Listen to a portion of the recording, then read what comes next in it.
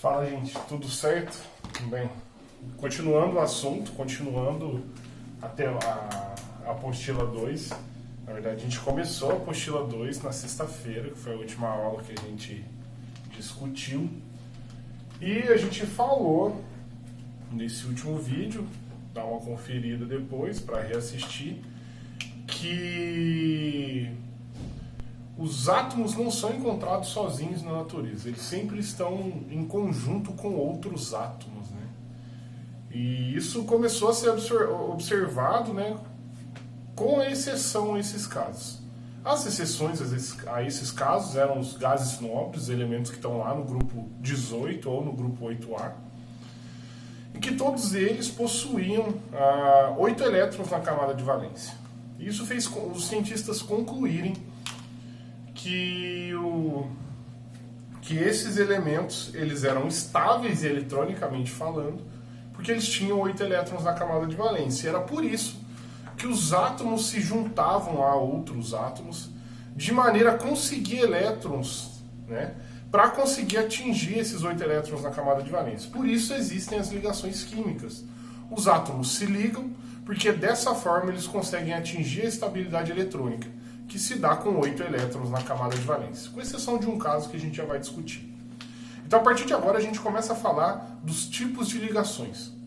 O primeiro tipo de ligação que a gente vai falar sobre é a ligação covalente. A ligação covalente, ela parte do pressuposto que os átomos vão se ligar através do compartilhamento de elétrons da camada de valência deles. E como que isso funciona, né? Bem, vamos pegar aqui, por exemplo, o gás hidrogênio, que tem dois átomos de hidrogênio ligados, formando uma molécula de H2.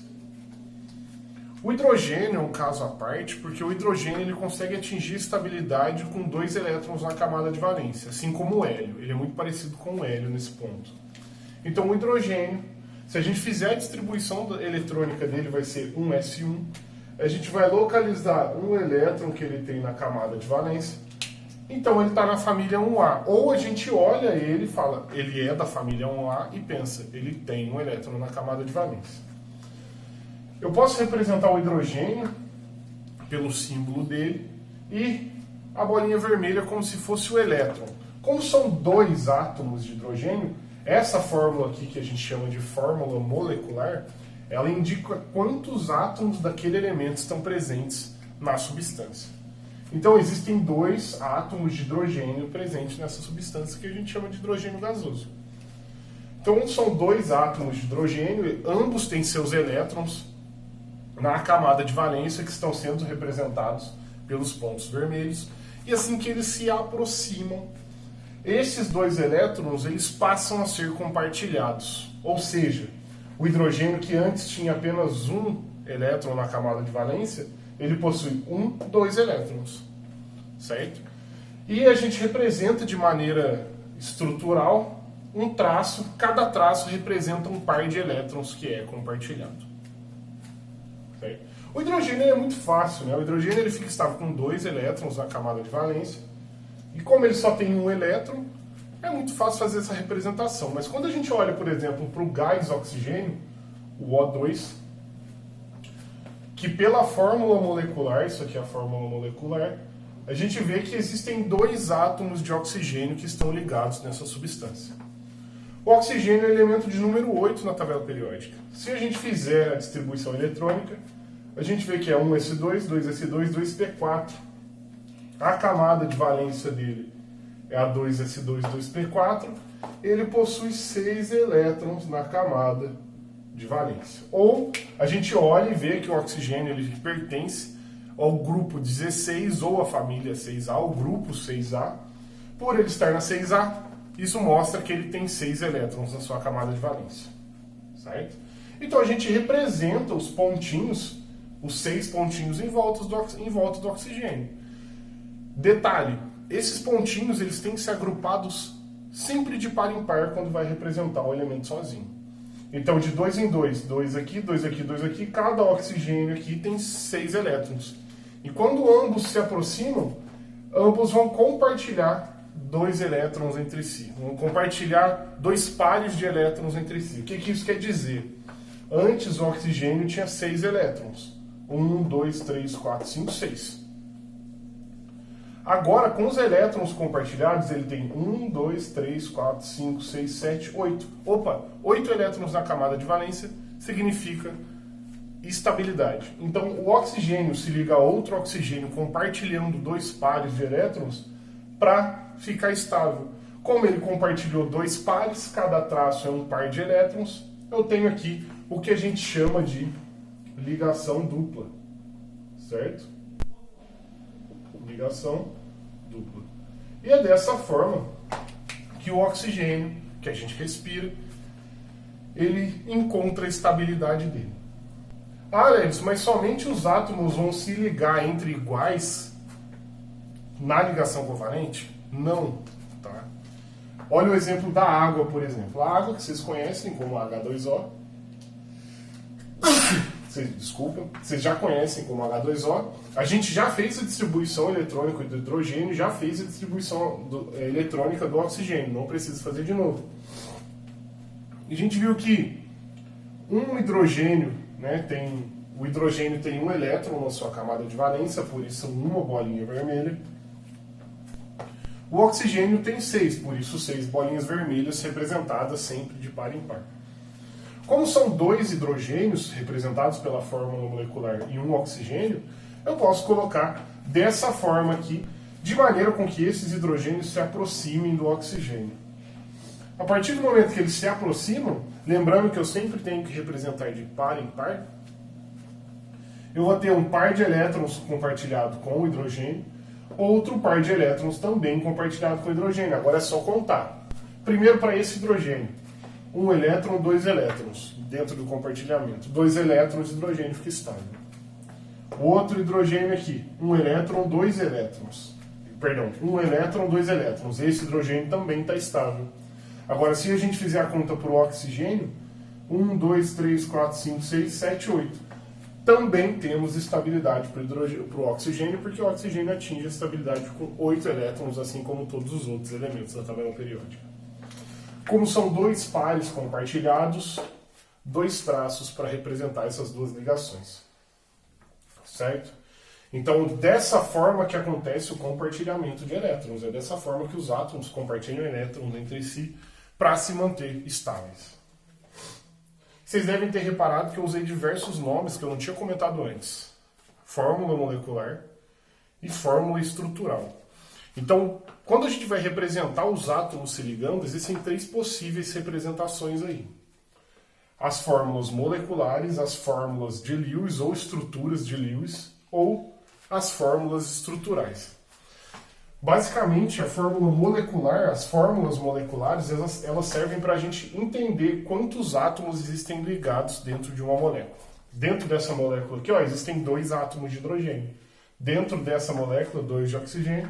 E dentro dessa molécula, 2 de hidrogênio e 1 de oxigênio.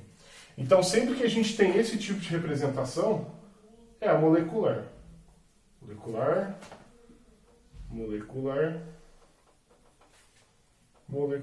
São fórmulas moleculares. Certo? Agora, a estrutura de Lewis, ela sempre serve para a gente entender como essa ligação, esse compartilhamento de elétrons, por exemplo, nesse caso, funciona. Então, a representação de Lewis é essa representação que a gente utiliza os pontinhos. Né? Então, por exemplo, essa aqui é a fórmula molecular de hidrogênio gasoso e essa aqui é a fórmula de Lewis.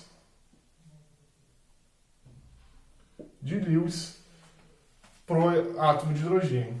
Essa aqui é a de Lewis. E essa aqui também é a de Lewis. Certo? Então a estrutura de Lewis sempre vai mostrar os elétrons, tá? Os elétrons que estão compartilhados entre si, os elétrons da ligação, e os pares de elétrons que não estão na ligação, que nós chamamos, né, de pares de elétrons isolados. Tá? Então esse é um par de elétrons, esse é outro par de elétrons, e os pares de elétrons aqui compartilhados.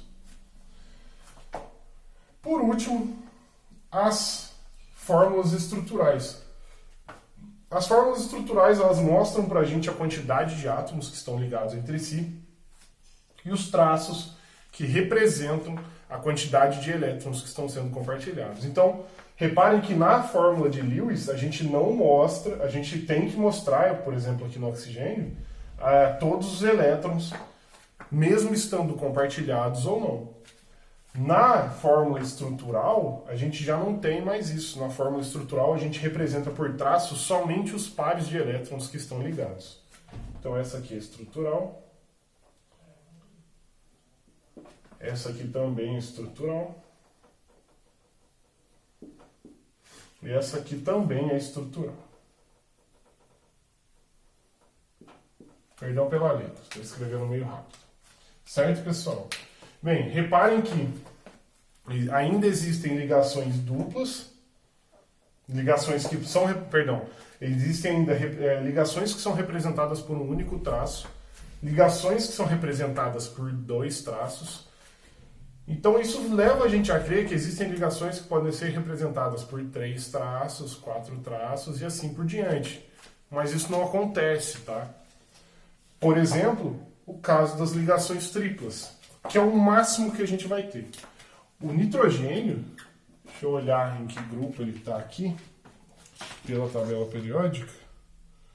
O nitrogênio, ele está no grupo 15, no grupo 5A. Tá? Isso quer dizer que ele tem 5 elétrons na camada de valência dele, certo? Então a gente representa o nitrogênio aqui, sempre de pares em pares, né? Mas como é um número ímpar, tem um sobrando ali, certo? Então a gente vai colocar mais outro nitrogênio aqui com seus outros elétrons. Se o nitrogênio está no grupo 5, faltam 3 elétrons para ele ficar estável. Então o nitrogênio precisa compartilhar com outro 3 elétrons. Então a gente pode fazer assim, ó. Nesse caso específico, a gente vai ter aí o nitrogênio, certo? Com 3 pares de elétrons compartilhados. Nesse caso em específico, o que a gente chama de ligação tripla é quando tem 3 pares de elétrons compartilhados. O que a gente chama de ligação dupla é quando a gente tem 2 pares de elétrons compartilhados. E ligação simples, somente um par de elétrons compartilhados. Um detalhe importante para saber quando o átomo faz ligação covalente ou não, a gente precisa saber o tipo desse átomo. Então, os átomos que fazem ligações covalentes sempre vão ser os elementos que são os ametais, os não metais. Os elementos que são metais, eles formam ligações de outro tipo, que vai ficar para a nossa aula de sexta-feira. Certo, pessoal? Espero que vocês tenham entendido, gostado da aula, e até sexta-feira.